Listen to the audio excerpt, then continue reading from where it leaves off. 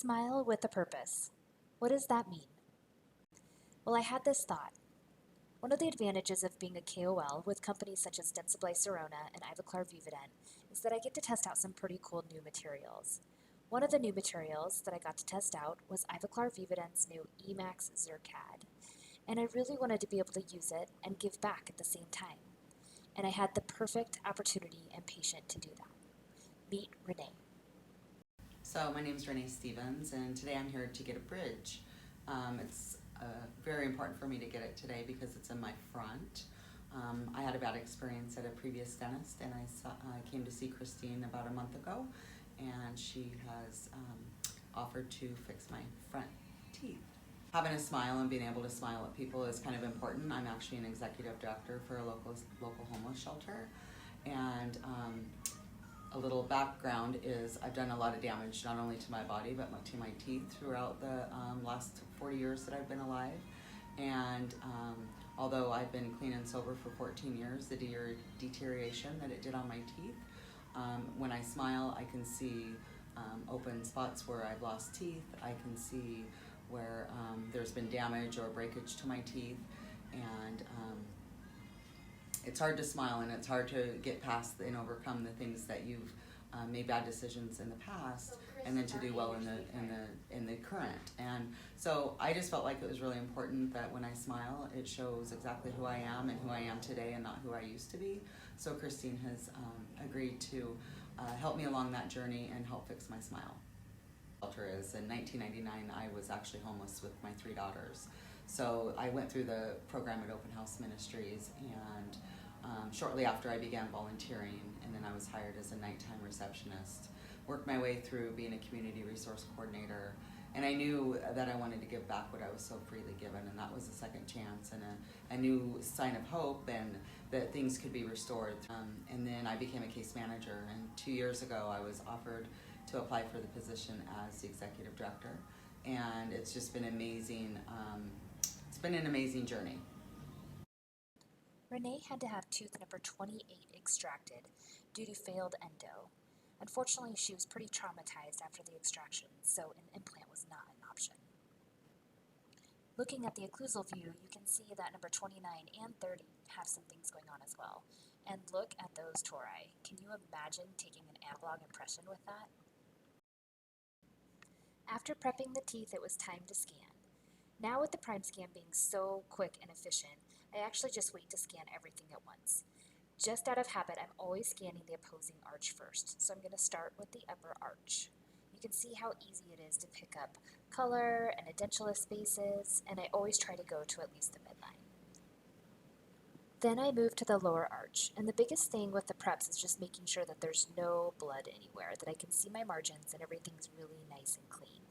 Again, I'm always trying to go to the midline. And you can see if you get the lip, it just cuts itself out now, which is great.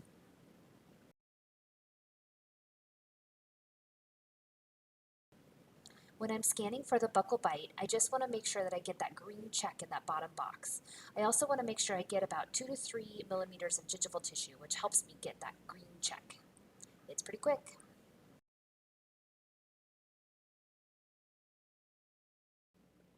While the models are processing, this is the perfect opportunity to lock your device and to clean your prime scan. So to do this, if you push the right and left button on the trackpad simultaneously, it will lock it.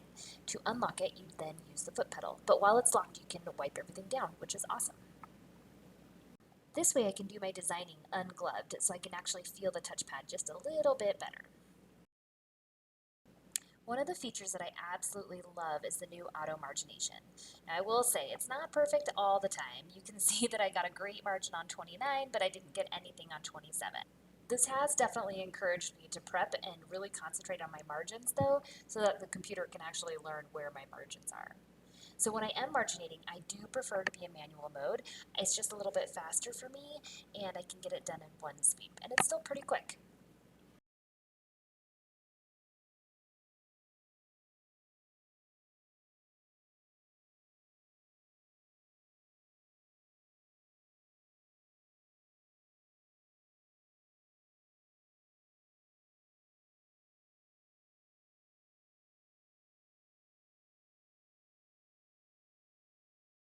So I'm just rotating the model around, verifying I like my margins, and then I'm going to recheck tooth number 29, see if I need any edits there. The way that I select tooth number 29 is on the bottom left of the screen. I'm going to select the tooth number where you see those 3 dots and do any edits. Again, super quick. The one thing that's missing, however, is the crown on number 30, and that's because in admin I didn't select it originally because I didn't think I was going to do it. So super easy, I go to the top of the screen, go to administration, and select tooth number 30, and then I can go back and redraw the margins. And then just like before where the bridge was, at the bottom left hand of the screen, that's where I'm going to find tooth number 30 and be able to marginate.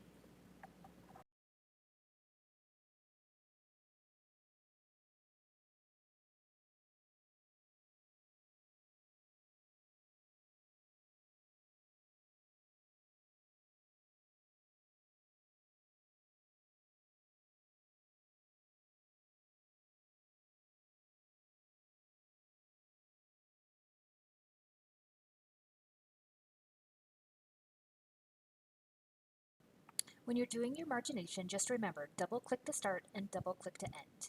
Same thing when you're doing edits. Just go to the spot you want to edit and double click.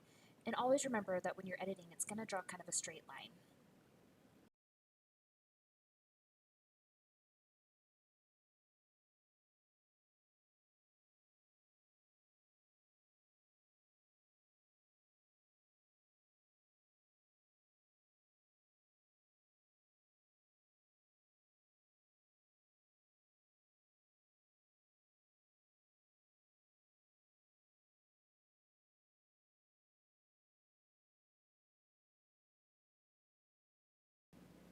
After my initial design shows up, the first thing I'm always going to do is check my parameters. I want to really check my spacer and make sure I have enough thickness.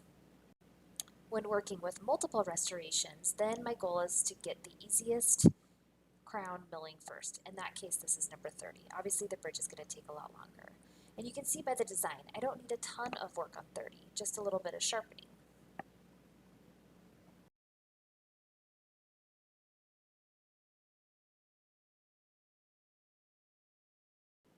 When I'm done with my design, then I'm going to use my smooth tool to just kind of polish everything off. It's just like smoothing off the final wax up. Then it's time to push manufacture. Now, one thing I hate here is the sprue placement. So easy enough, I just select sprue, grab part of the wheel, and spin it around. Next, we just type in the manufacturer code found on the block, place the block in the mill unit, and we push go.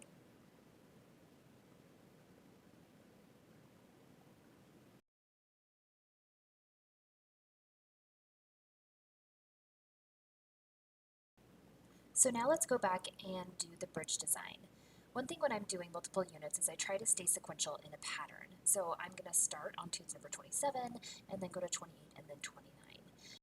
The first thing that I'm going to try to correct is my minimal thickness. So I'm going to bring that out using either the shape tool, the circular 2-dimensional, or I'll use the form tool and plus. Honestly, for me, it just kind of depends on how big of a movement. When I have a bigger space like I do on that buckle, it's easier for me to use the circular 2-dimensional. After my minimal thickness issues are fixed, then I'm going to go work on my occlusion.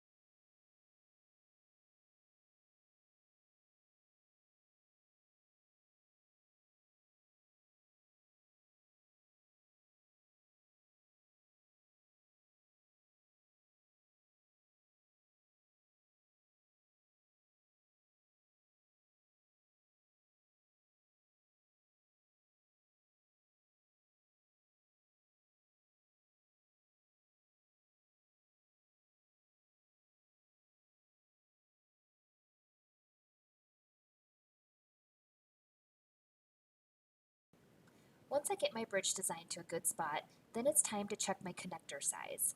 For zirconia, I'm aiming between 9 millimeters and 12 millimeters. I'm trying to get the biggest connector I can while still staying relatively aesthetic. To check the connectors, I'm selecting the little dots in between the tooth numbers on the bottom left of the screen. And then a number will pop up telling me what my connector size is millimeters square. Now my trick, if I need to bump it up, is I'm going to go to the Pontic, unselect whatever jaw I'm on, so in this case lower jaw, and I'm going to fill in those mesial and distal contacts and make them pretty heavy. I try to drag and go towards the lingual because I'd rather cheat on the lingual than the buccal. The Pontic is going to naturally adapt to the edentulous area. Obviously I don't want anything sharp, so I'm going to take my smooth tool and smooth that down as best as I can. Really being careful of the pressure, because if I have too much tissue pressure, that bridge is not going to seat. I like to do an ovate Pontic as much as I can, but sometimes it's kind of a modified ridge lap depending on the aesthetic demands.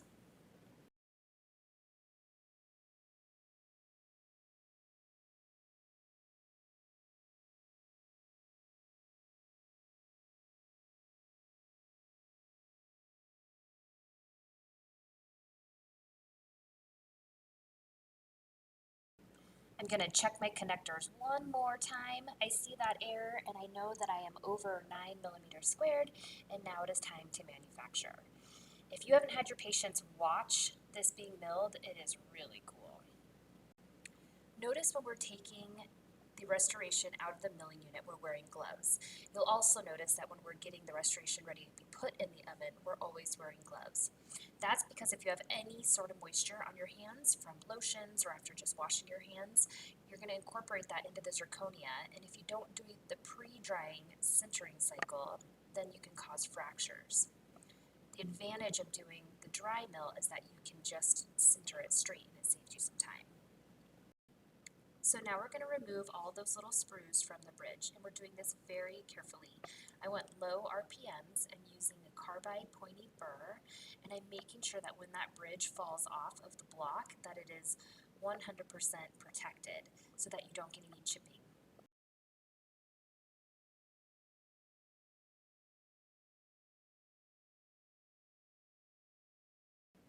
Now we're going to remove those sprue attachments, and I really like this red striped carbide. Again, going really nice and slow and making sure that everything is protected. Because it's a chalk-like substance, it's really soft, so you just have to be careful.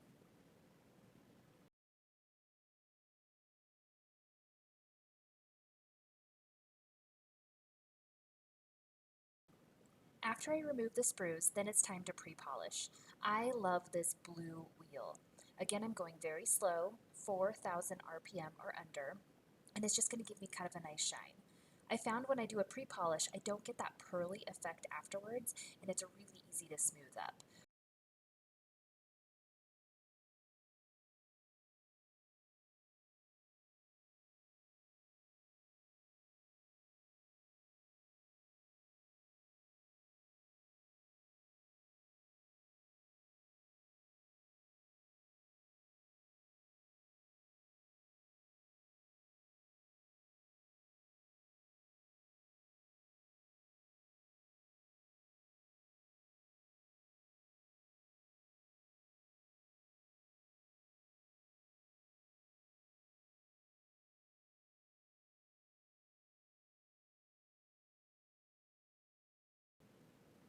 Once we're done with the pre-polish, then it's time to go in the oven.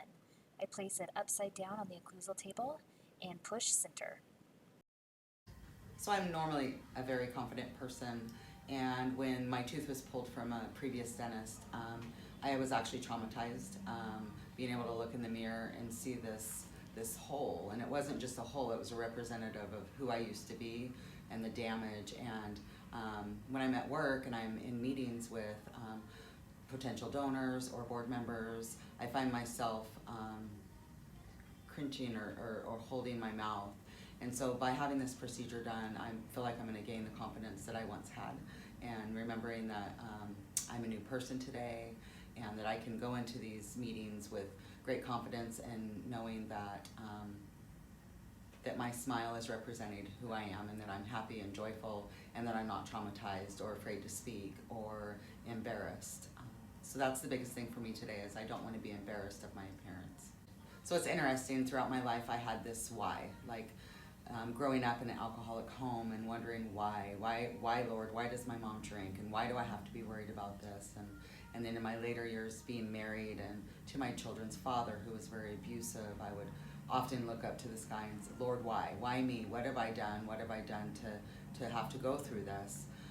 And I asked that question throughout of the growing up in an alcoholic home, the abuse, the drug addiction, the relationships. And when I became a case manager at Open House, a gal had come into my office and she started to talk to me about the loss of her children and the abuse, and she was crying, and I said, you know, I get it. And she looked at me and said, how would a girl like you know what I went through? And my why came to fruition of everything that I had gone through was for that moment in time, to let her know I knew exactly what she was going through and that I could connect with her in a way that nobody else could. So that's my why. Renee has done some amazing things within our community, and I was so happy to be able to provide this service for her. That is my why. So here's the bridge out of the oven. Here it is seated. But some things really struck me in the conversation that I was having with her. When she said, it's important when I smile, it shows who I am today and not who I used to be. And also, it wasn't just a hole, it represented who I used to be. Those things really struck me, so I wanted to do a little bit more. Stay tuned for part 2.